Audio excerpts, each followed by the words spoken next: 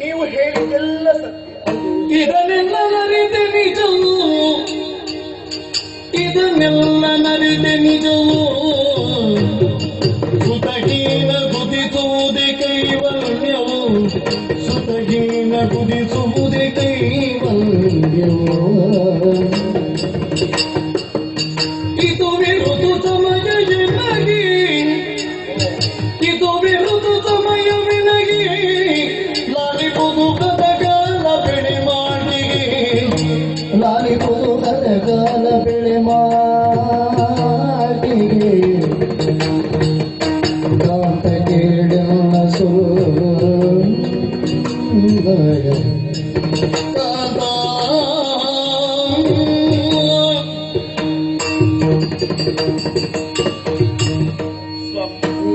ನೀವಾಡಿದಂತಹ ಅಷ್ಟು ಮಾತು ಸತ್ಯವಾದ ಅಲ್ವೋ? ಇಲ್ಲ ಅಂತ ಹೇಳುವುದಿಲ್ಲ. ಇದನ್ನೆಲ್ಲ ಚೆನ್ನಾಗಿ ಅರಿತುಕೊಂಡಿದ್ದೆ. ಆದ್ರೆ ನೀವು ಆಲೋಚನೆ ಮಾಡಬೇಕು. ಯಾವುದನ್ನು? ಕಡಲಿಗೆ ಹೋದಂತಹ ನೌಕೆ, ಪರರಿಗೆ ಕೊಟ್ಟಂತಹ ದ್ರವ್ಯ, ಪ್ರಸವಕ್ಕೆ ಹೋದಂತಹ ಹೆಣ್ಣು, ಯುದ್ಧಕ್ಕೆ ಹೋದಂತಹ ವೀರ ಯೋಧ ಮರಳಿ ಬರುವುದು ಅದೃಷ್ಟದ ಮಾತು.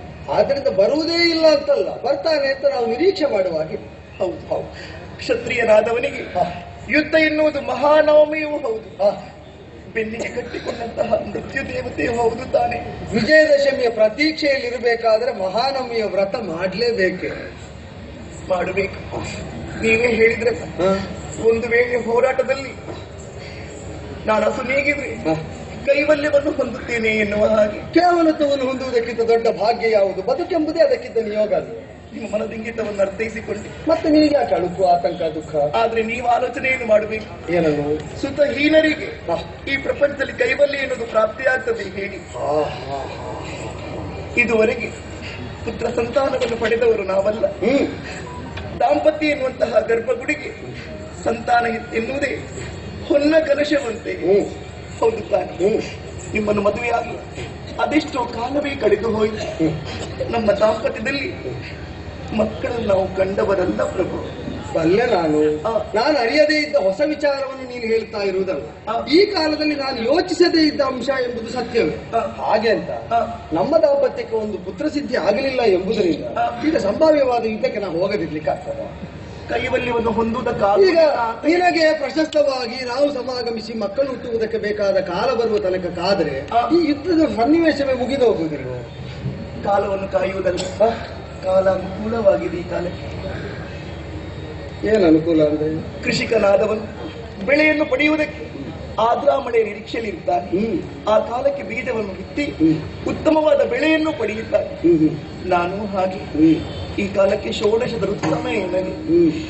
ಋತುಸ್ನಾತದಂತಹ ನಾನು ಮಂಗಲ ಸ್ನಾನವನ್ನು ಮುಗಿಸಿ ಇದು ಸಿದ್ಧಳಾಗಿದ್ದೆ. ಅವಕಾಶವನ್ನು ಕಲ್ಪಿಸಿಕೊಡಬೇಕು. ಇಂದಿನ ರಾತ್ರಿ ಇಲ್ಲಿದ್ದು ನಾಳೆ ಹೋಗಬಹುದು ತಾನೆ.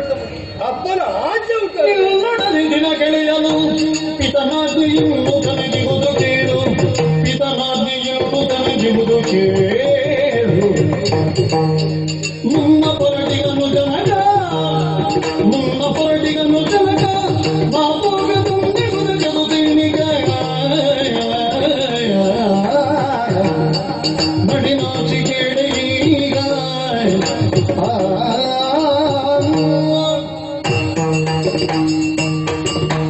ನಿನ್ನೊಡನೆ ದಿನ ಕಳೆಯಬಾರದು ಅಂತಲೂ ಅಲ್ಲ, ಸತಿಯ ಋತುಕಾಲವನ್ನು ಅರಿಯದಿದ್ದಂತಹ ಪತಿ ನಾನು ಅಂತಲೂ ಅಲ್ಲ. ಕೆಲವನ್ನು ತಿಳಿದರೂ ತಿಳಿಯದವರಂತೆ ವರ್ತಿಸಬೇಕಾದ ಕಾಲ ಬಂದಿರ್ತದೆ. ಈ ಕಾಲದಲ್ಲಿ ಸಮಷ್ಟಿ ಹಿತದಿಂದ ರಾಜ್ಯಕ್ಕಾಗಿ ಒಂದು ಯುದ್ಧ ಘೋಷಣೆಯನ್ನು ಮಾಡಿದವನು ನಮ್ಮ ಅಯ್ಯನಾದ ಹಂಸಧ್ವಜಪಾಲ. ಪ್ರಜೆಗಳನ್ನು ಮಕ್ಕಳಂತೆ ಕಾಣುವವನು ಹೌದಾ? ಈಗ ನೀನು ಹೇಳಿದಿ ನನ್ನ ಸತಿಯಾದದ್ದರಿಂದ ಈ ಊರಲ್ಲಿದ್ದಂತಹ ಸೈನಿಕ ವರ್ಗದಲ್ಲಿ ಸೇರಬೇಕಾದವರ ಪ್ರತಿಯೊಬ್ಬರ ಮನೆಯಲ್ಲಿ ಏನೇನು ಕಷ್ಟ ನಷ್ಟಗಳುಂಟು ಅಂತ ನಮಗೆ ಊಹಿಸುವುದಕ್ಕಾಗುವುದಿಲ್ವೋ?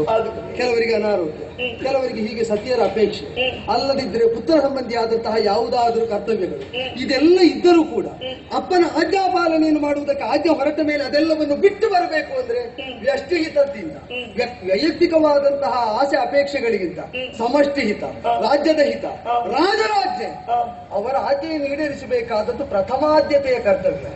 ಒಂದು ಯುದ್ಧ ಇನ್ನೊಬ್ಬರಿಂದ ಹೇರಲ್ಪಟ್ಟು, ಈಗ ನಿನ್ನಲ್ಲೇ ಕೇಳುದು, ನಾವಾಗಿ ಯುದ್ಧಕ್ಕೆ ಹೊರಟಾಗ ಸರಿ, ಈಗ ನಮಗೆ ಸುತರಿಲ್ಲದ ವೇಳೆಯಲ್ಲಿ ಯಾರಾದ್ರೂ ವೈರಿ ರಾಷ್ಟ್ರದವರು ನಮ್ಮ ಮೇಲೆ ಆಕ್ರಮಣ ಮಾಡಿದ್ರೆ, ಈಗ ನಮಗೆ ಮಕ್ಕಳಿಲ್ಲ ಆದ್ದರಿಂದ ನಮ್ಮ ದಾಂಪತ್ಯ ಭಂಗ ಆಗುವುದು ಬೇಡ, ಶತ್ರುಗಳು ಆಕ್ರಮಣ ಮಾಡಿದ್ರೆ ಮಾಡ್ಲಿ ಅಂತ ನಾವು ಕುಳಿತರೆ ನಮ್ಮ ರಾಜ್ಯವೇ ಸೂರ್ಯ ಹೋದ ಮೇಲೆ ನಮಗೆ ಮಕ್ಕಳ ಆದರೆಷ್ಟು ಆಗದಿದ್ದರೆಷ್ಟು ಅಲ್ವೋ?